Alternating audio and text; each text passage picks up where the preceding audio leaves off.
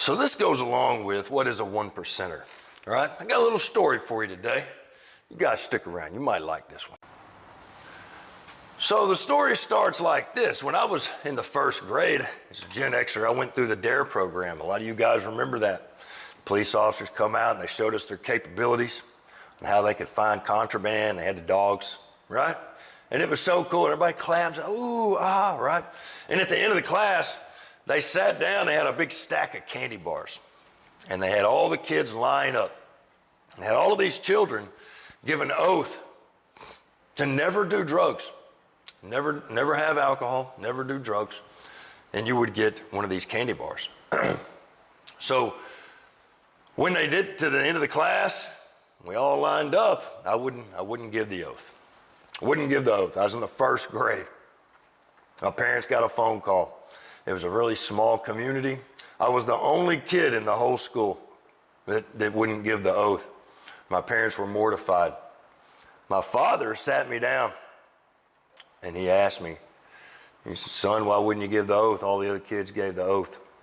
He said, well, what did it feel like sitting there, not eating that candy bar, watching everybody else eat their candy? You know what I mean? And a candy bar back then for us, it was a real treat. I know it sounds bad, but we were so poor that a full-size candy bar was a rare treat. You didn't get that very often as a kid. Adults just didn't really give us things like that back then. So,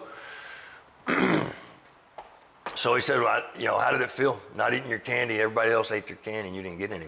And I can remember very well to this day, 40 years later.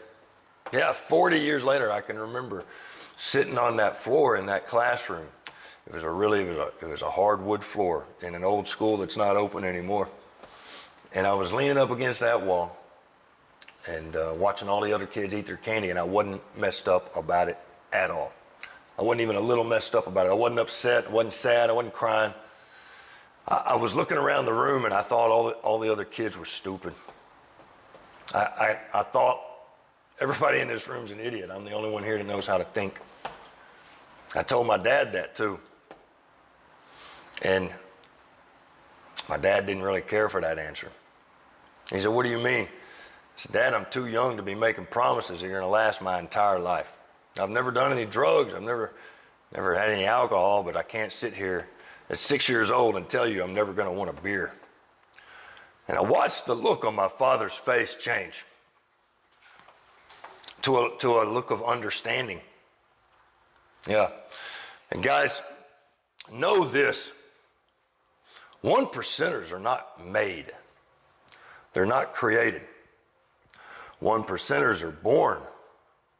One percenters are righteous people, righteous men that understand consequence.